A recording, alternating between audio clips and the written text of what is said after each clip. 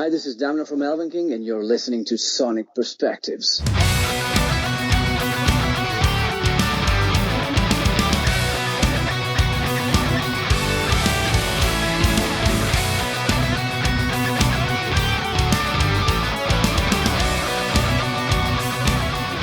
This is Michael, the Metal Angel, otherwise known as Metal Milieu.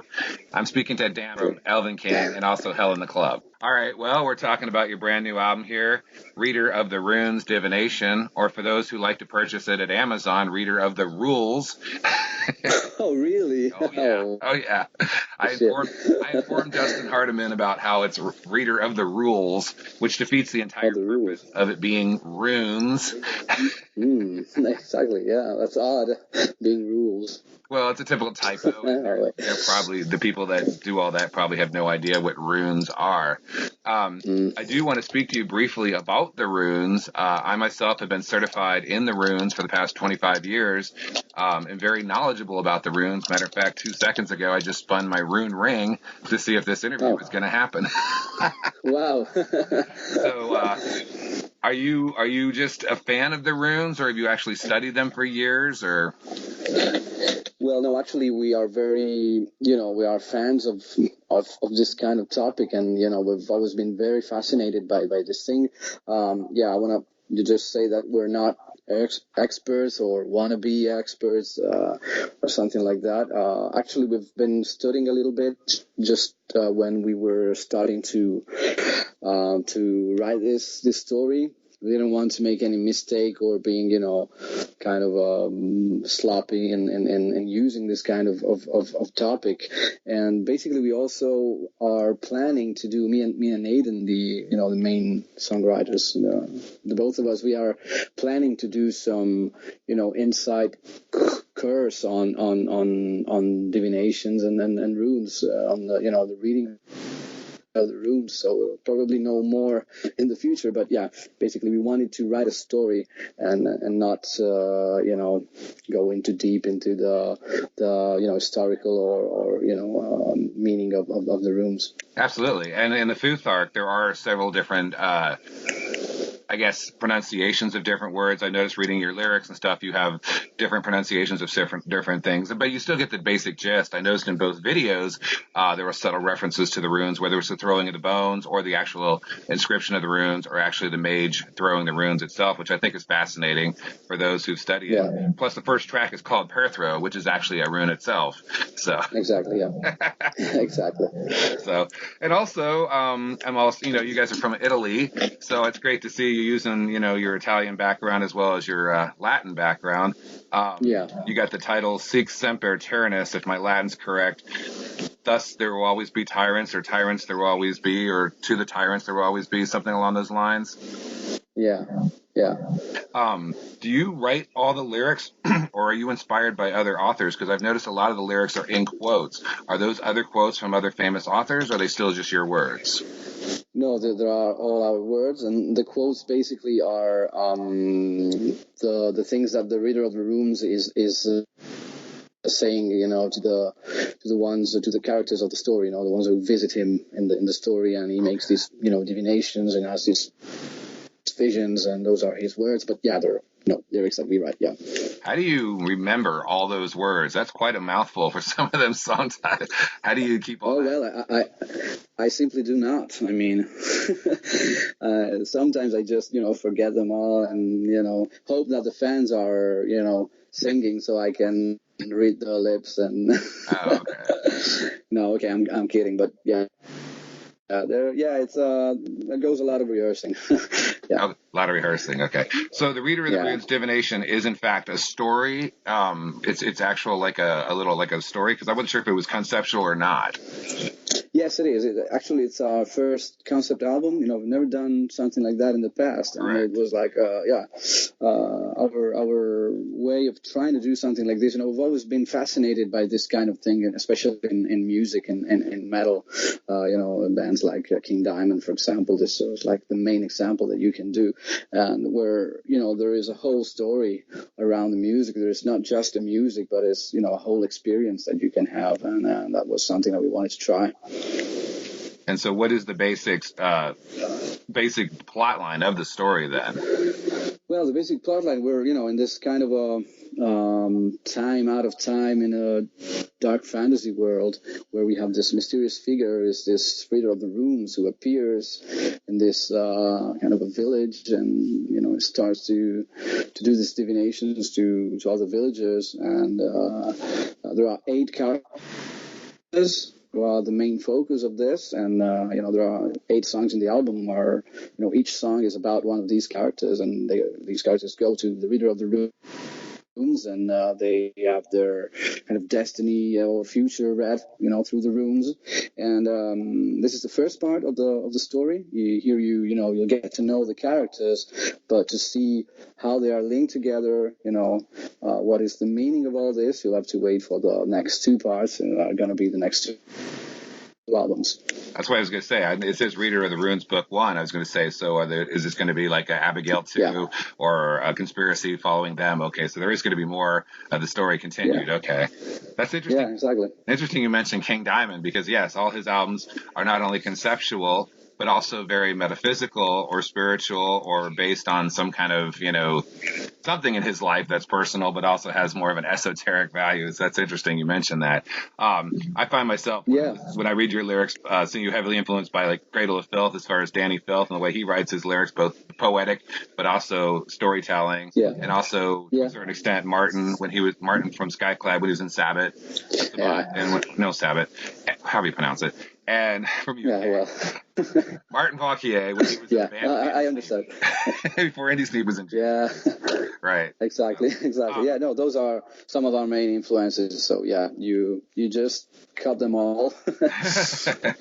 Well, that's what I say. It's very verbose, but it's also very poetic. And as I'm reading this, I'm just like, is this a quote from an author? I mean, is this Shakespeare? He talks about Lear. Am I missing a quote here? Or wait a minute, did I miss something from Edgar Allan Poe? So I didn't want to do any like cheating and look it up online or anything like that. But I was like, these quotes seem familiar, but not necessarily. But they are your own quotes. But I didn't realize it was a story. I kind of sensed it was conceptual, and I kind of sensed there was an overlying theme, but I didn't know it was actual story. So that's yes, it is, and basically, all those influences are I think they are very present in our historical and literature background, so that there is, for example, you just got the Lear, which is of course a quote. It's not a quote, but it's just like a small tribute to Shakespeare. So yeah. Well, and then even basically, we like to we usually have these lyrics that are on one side that are very strong on the representing some ideas, but of course they're also very poetical. So it's very nice that you notice this. I mean, it's still a concept album. It has strong images, but we want to always keep it very poetical and a little bit not so straight as you would expect from a regular story.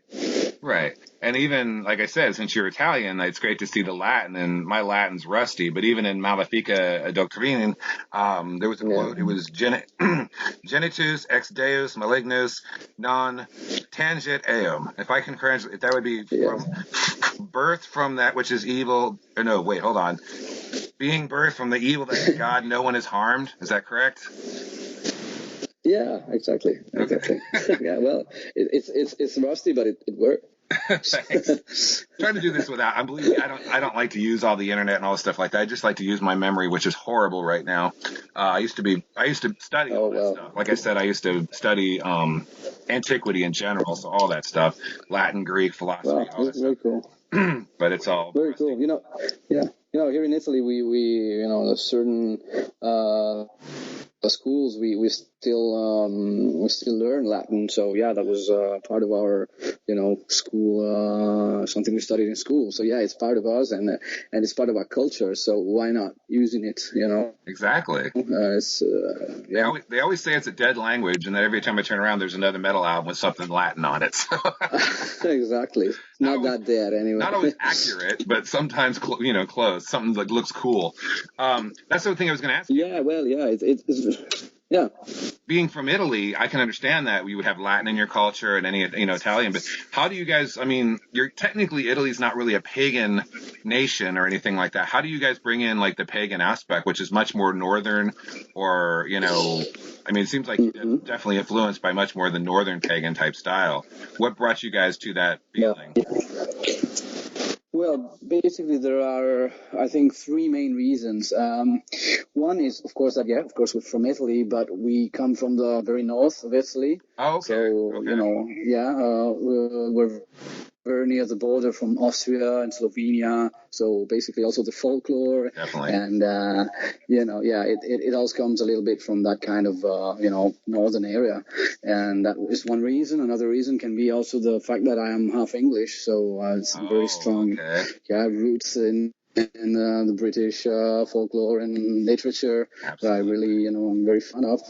And also because I think that, our way of thinking and our way of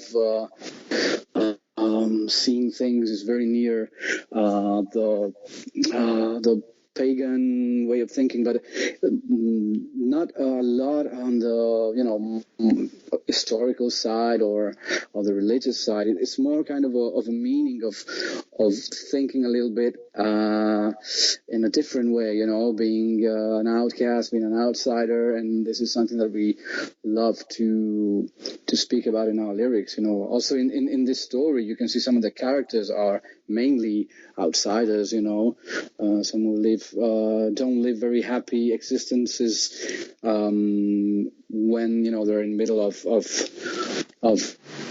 the other people. So that is probably something that is connecting a lot to us to this kind of talk.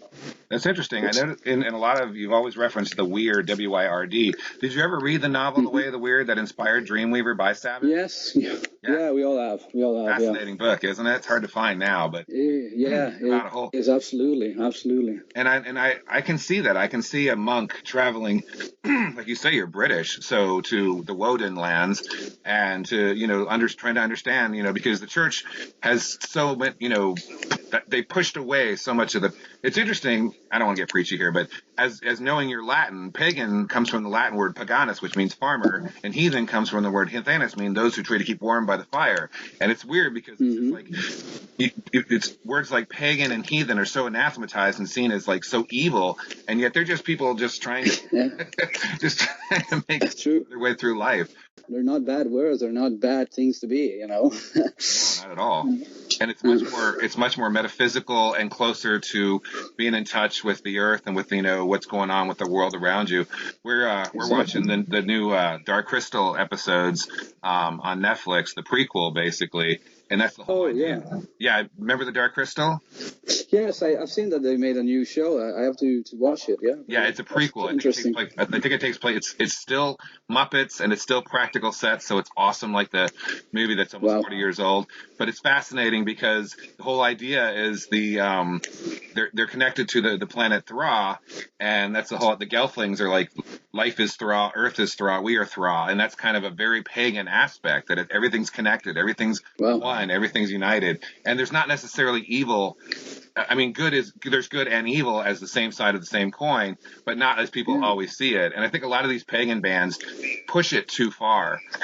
So I've always been fascinated by Elvenking coming out of Italy. I didn't know you were Northern Italy, but I've always been fascinated by Elvenking coming out of Italy. And from the very beginning with the Heathen Reel and Way of the Weird and all the other albums, always just championing that style, but also having the music that's just, it's 100% metal with violin. But it's, like you say, Skyclad would be great. And you did Petty Dreadful. You did a great cover of Skyclad.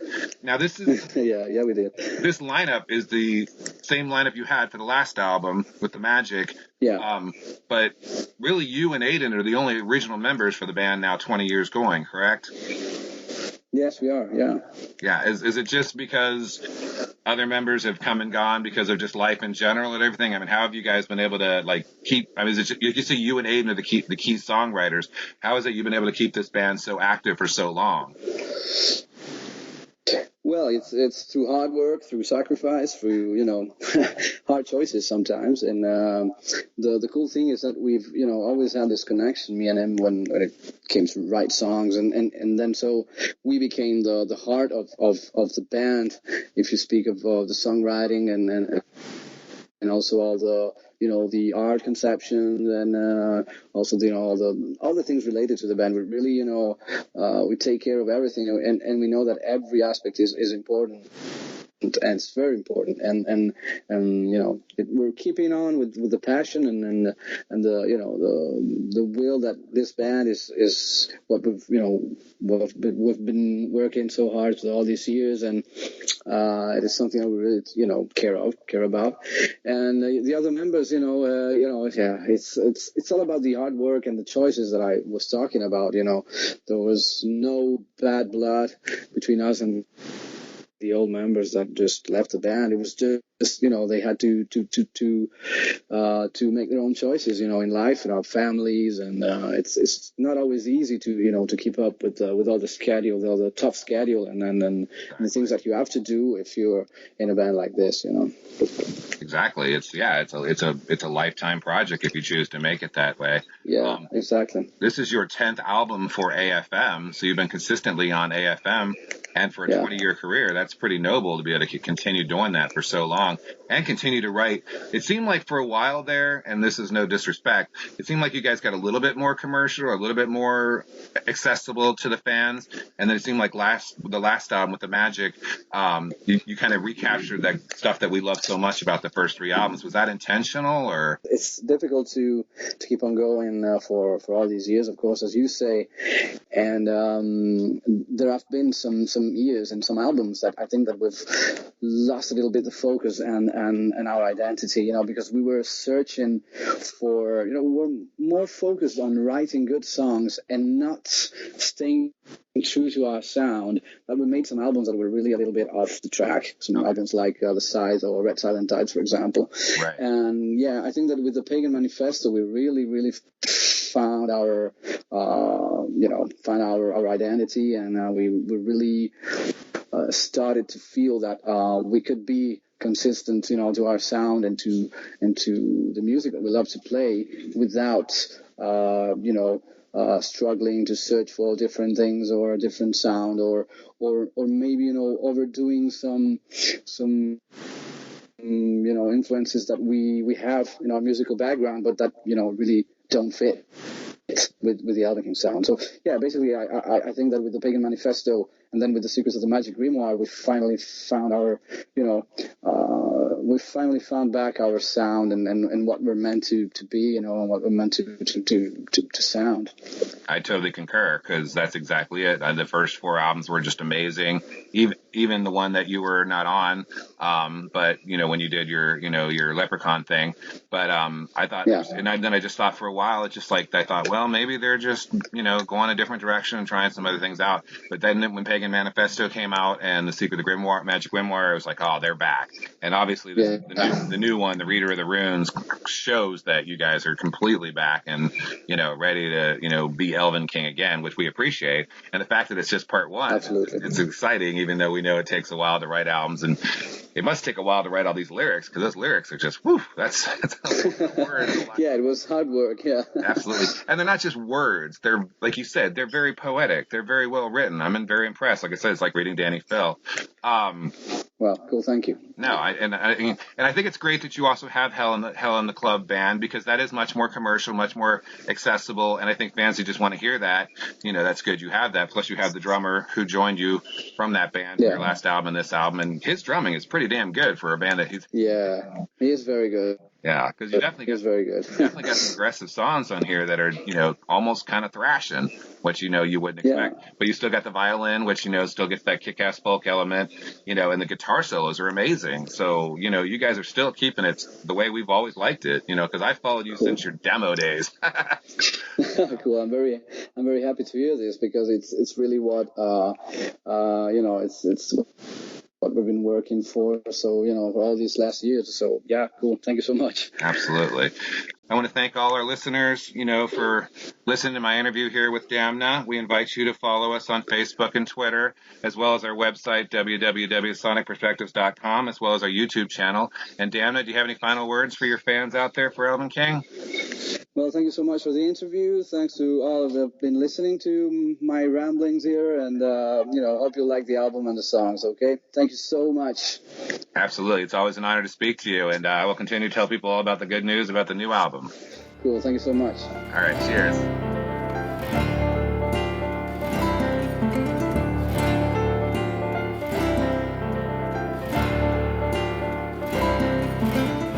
Hi everyone, I'm Adam from Elvenking, and you're listening to Sonic Perspectives.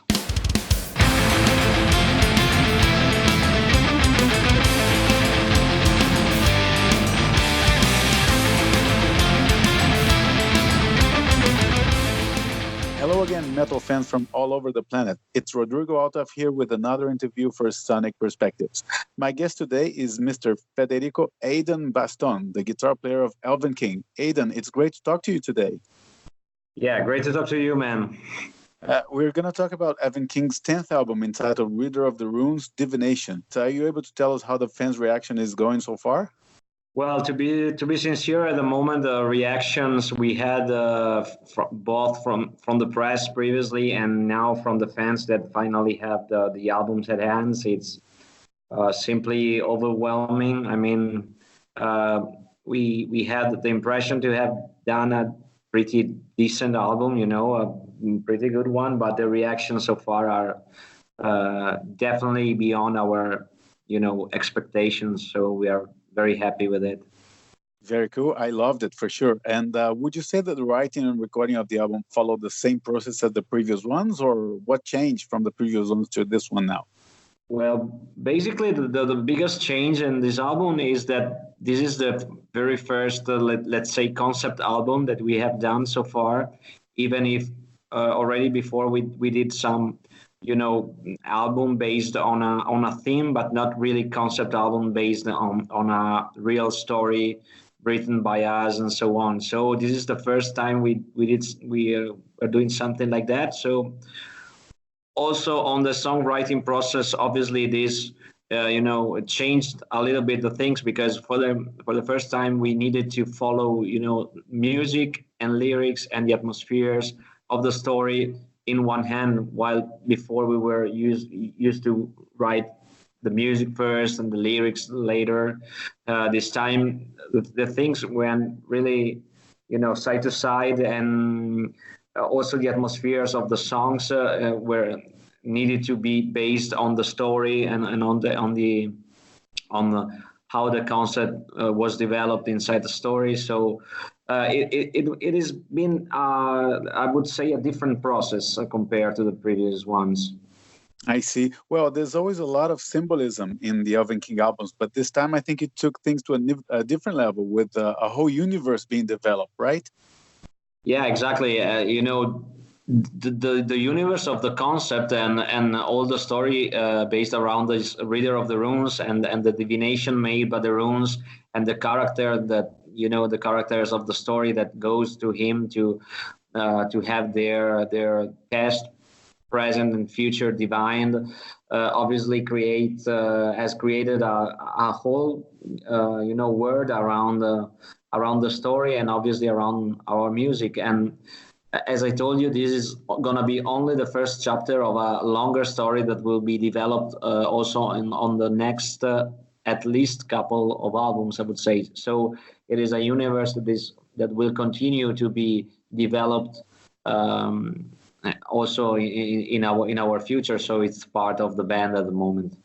I was going to ask you about that because at the moment it's already been said that it would be expanded in upcoming releases, but you can't say for sure how many albums it's going to take to tell the full story, right?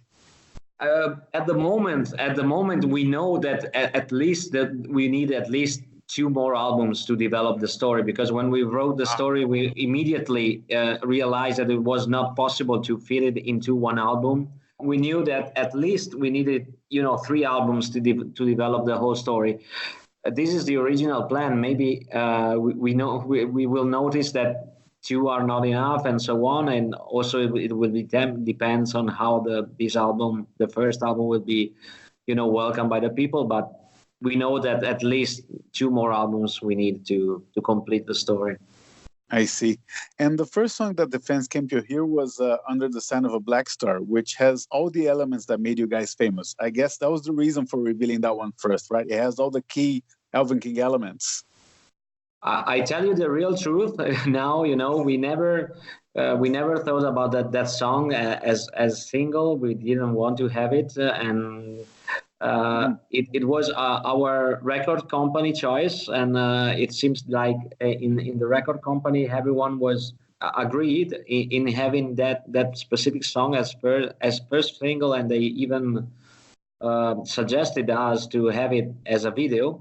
But we didn't want it to have that song specifically. We felt it was, it contains a lot of typical Elvenking moments, but maybe for this reason we didn't want it to have it as real single or something like that. So we asked to have it as a lyric video, as first lyric video, and in the end the choice was okay for us. But to be sincere, we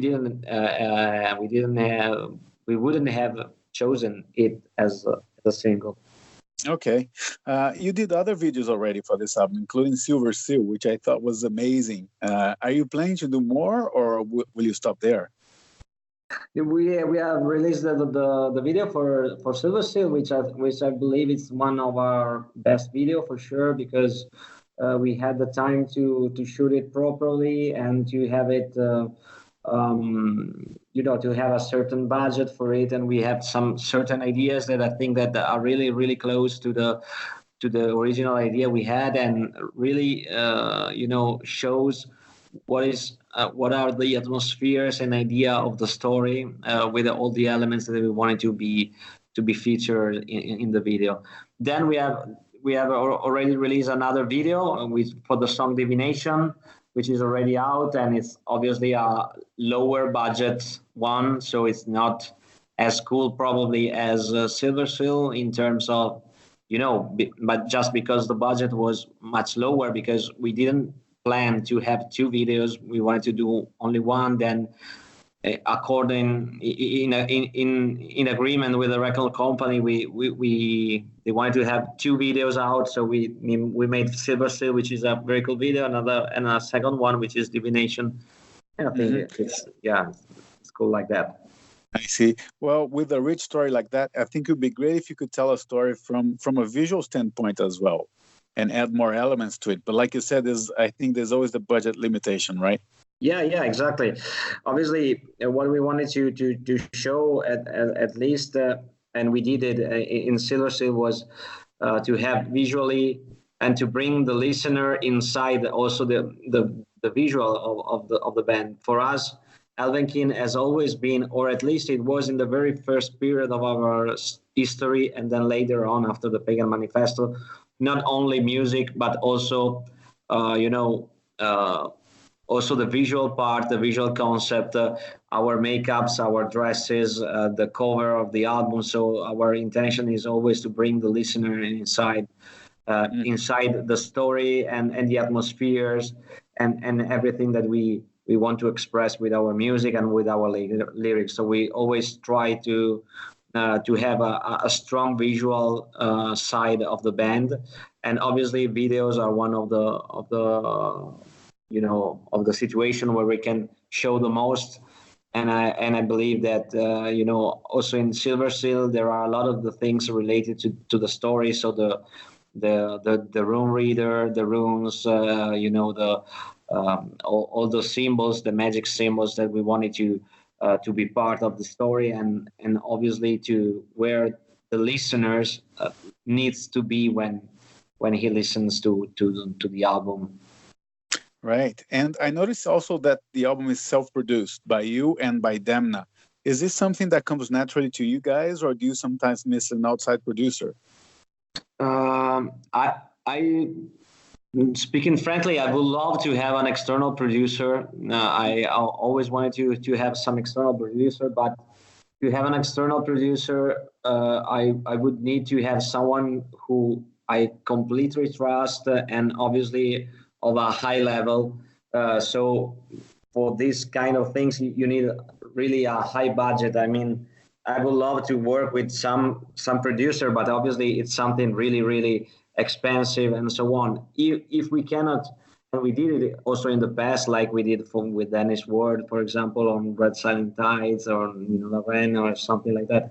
Mm-hmm. But if we don't find the right person and we cannot, make the economy of the band working around, we prefer to do it ourselves, me and Damna, because we have obviously clear visions of what we want, how the songs that we have created needs to sound. So especially with this album, and also thanks to the great work then done by Dan Swano for the mixing, Tony Lindgren for the mastering, I think that the sounds that we have created in this album is the closest as possible at what I had in mind, especially for for having a production that sounds real in a certain way as the big albums of the 90s, which the one we have grown up with, but still is still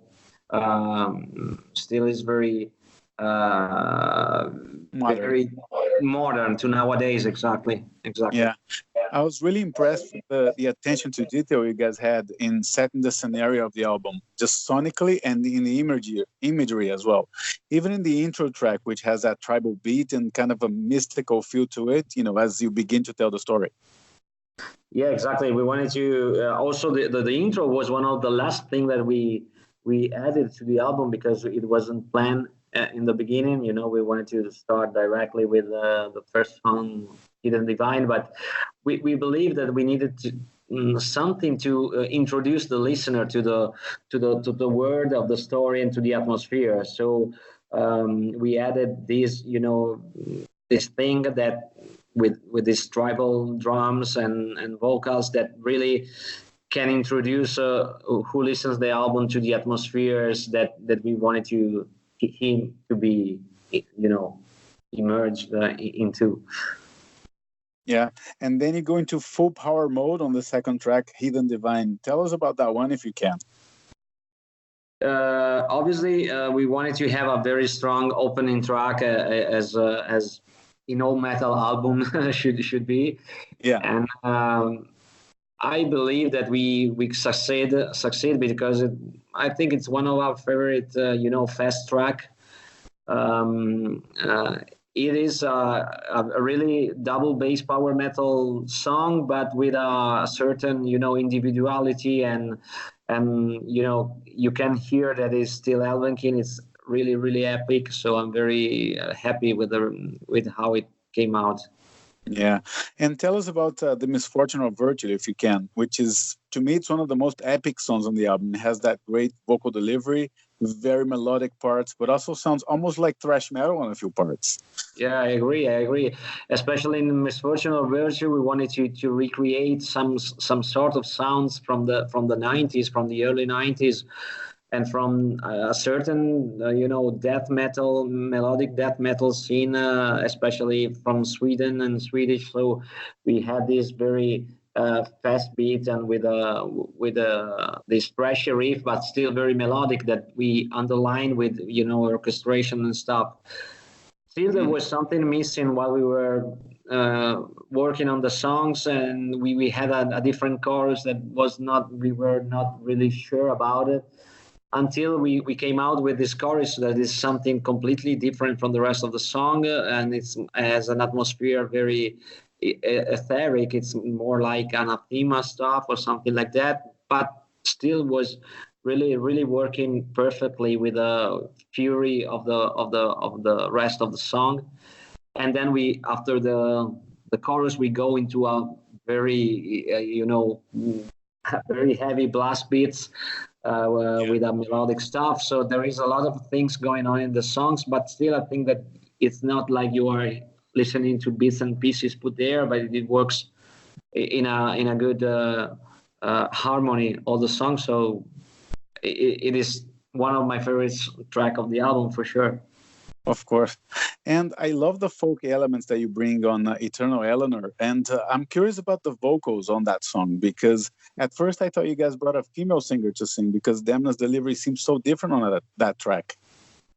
Yeah, a lot of people is asking the same thing. So who is the female singer singing on Eternal Eleanor? And as you told it, is just Damna with his softer voice, some falsetto style and stuff like that. And I think that it's pretty. We were pretty surprised when we were hearing this question about who is the female singer there, because maybe we didn't notice at the beginning, since we have recorded the album ourselves and we were used to it. But obviously, trying to listen to the vocals with an open mind, maybe, I understand the question. But the great thing about Damna is the fact that he has a lot of different styles and he can sing very heavy or very soft. And I think that we have quite a bit of everything in this album. So it is great. About the Eternal Eleanor, obviously, it is one of our folk song, as we since it's a big part of our sound, and it's the most folky song of the album for sure. Yeah, and on the more traditional metal side, you have Six Sempertyrannis, which has a battle feel to it. What does that one talk about in particular? For this particular album, obviously, we try to force ourselves to go down to the very basics sometimes. Especially in the past, I always had the impression that we kind of overthink about the song, overwrite, and we tend to add the stuff that often is useless and something like that. So in this album, every time we wanted to add something that we felt useless or that was something more, we immediately stopped and say, okay, we don't need this part. Just try to concentrate on what we want to bring to the listener. So often something straight and I don't want to say easy, but something that can go directly to the listener without running in a circle with pieces that are not really focus on the song. So Six Sempertyrannis is obviously one of the songs where we wanted to be short and straight to where we wanted to go, and it is a kind of a battle song, because also the lyrics are about a soldier who's coming back from the war, and so it has this martial, let's say, atmosphere, and it is going to be great to play live, in my opinion. And let's talk about the last track called Reader of the Runes Book 1. I think there's a little bit of everything there, including black metal riffs, and it closes the album in epic fashion, right? Yeah, I think this is one of my all-time favorite song that we wrote, because we put really everything we had in the song, still trying to make a song that is 10 minutes long, but it's not boring, or at least with a lot of exactly. So I'm very happy with the result, because it's really long, but at the same time you can listen to it, and at least I can listen to it without being too bored, and often I'm very bored about listening my own song, but in this case I love the atmospheres, and we put a bit of everything, as you said, from the very soft acoustic parts to the more extreme black metal parts that obviously we are really influenced when we were kids and so on. So we wanted really to follow the story and obviously all the atmospheres of the story, because in this song specifically we talk about the figure of the Reader of the Runes, so about this mysterious hooded figure, and we wanted to create everything that was needed to be told about him. So there is the romantic and more soft part, and the more heavy one, and the mystical parts and everything. So I think that this is perfect to close the album. And as you notice, we have closed the album in a very sad and etheric atmospheres that obviously will bring to the next chapter of the story. I see. And do you think there's a chance of playing the whole album on tour eventually, or not really? Yes, this is something that we have been already asked, and it's something that we would love to. I don't think we will do it immediately in the first tour we will do, because obviously we want to first test the new songs and see how people react to the new material. We have already played the 3 singles on stages this summer, and the reaction so far have been great. So we will add more songs to the set list and more new songs now that the album is out, and see how the people is going to react to it. When people will be used to the album, had time to listen to it and to be really inside the album, maybe next year in 2020, we can think about something like that for sure. I see.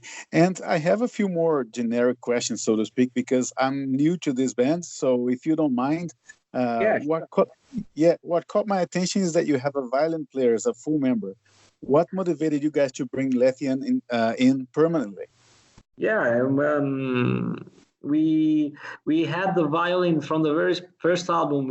In the very first album back 20 years ago, we didn't have a violin player in the lineup, but still we had the violin in the lineup in the album recorded, because we have been highly influenced by a British band called Sky Club back in the days that had a violin player which was really something particular.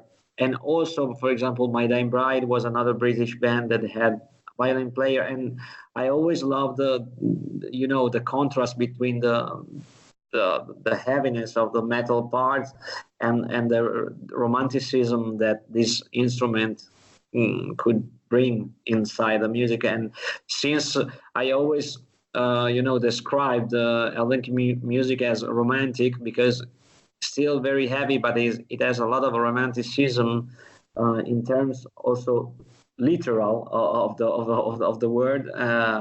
We always had this idea to bring in this instrument to make it as unique as possible. Mm-hmm. And when was the first time the band decided to wear makeup as part of the shows? Was that always the case, or not really?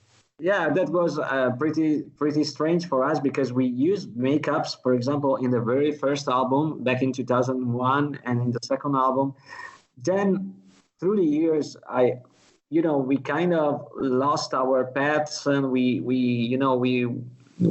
experimented a lot with our music. There was a period when we were kind of sick of the fact that we were one of the first folk metal bands in Europe, and then suddenly a lot of folk metal bands were coming out of nothing and so on. So we wanted to show people that we were able to do something different and so on. So we kind of lost our path, and we did some albums that were in different direction, and also our visual side changed a lot through the years. Then suddenly at a certain point, we stopped, and we were kind of lost, and we talked to ourselves, and we said what we want to do with this band, and the answer was we want to go back to what was the original plan of the band in terms of music, but also on the visual side.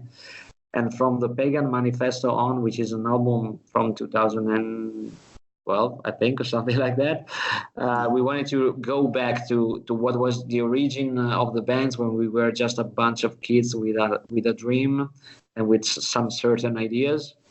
And we returned to play exactly the music we loved back then, and also the visual side of the bands, returned to the makeups and to the costumes and so on. I see. And you have a busy month ahead of you with the South American tour booked in October. How are the preparations for the tour coming along? Well, first of all, I'm very scared about it because we have 6 days, 6 gigs in 6 days in 6 different countries. So we will have Brazil, Argentina, Mexico, Colombia, Peru, and Chile, 1 per day. So it's going to be really, really, really tough, I think. So we are more scared than, So let's see what is going to happen. We already played in South America, and it was an incredible experience because we didn't. Yeah, we knew that we had some fans, but we didn't expect it what we have found there when we went there playing in Brazil, Argentina, and Mexico. So now we will visit more countries. So we are really looking forward to it. Yeah, I'm excited for you guys because I'm Brazilian. So although I don't live there anymore, but I'm really excited for you guys. Great to know. We cannot wait to go back to Brazil. Where are you living at the moment? I live in Toronto, Canada. Oh, okay, Canada. Okay. Yeah, star contract from Brazil, but anyway, that's where I am. Great. Yeah. And a lot of people who saw you at Prague Power years ago keep hoping that you play in the States again. Or in North America? What's the chance of that happening? Has there been any discussion so far, or not really? Playing North America is always a difficult thing because of the visas and stuff, and obviously for the price of all the things. We had the chance to play only once in the US, but I believe and I really hope to have the possibility to come to do a proper North America or Canada tour. Obviously, the best thing for us, since we never played there properly, is to come there supporting maybe a bigger band. So that would be the perfect package, I think. So let's see what is going to happen. At the moment, we are very busy also on the live side. So we have the South American tour, and then we have two headlining European tours coming in 2020. So also the reaction from promoters and stuff is really growing a lot in the last years. So maybe there will be some chances also for the US. Hopefully. Well, based on the strength of this new album, I hope and I trust that there will be more dates, man. I keep my fingers crossed. Yeah, I think it was the same thing we hope as well because of the quality of the album and from the reaction of the people. So that's what we really hope for the future.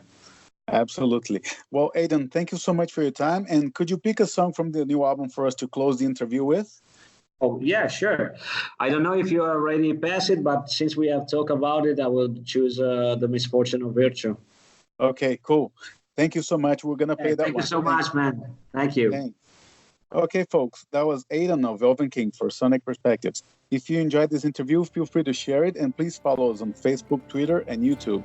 We're going to leave you now with the song The Misfortune of Virtue from the new Elvenking album, Reader of the Runes Book 1. Crank it up!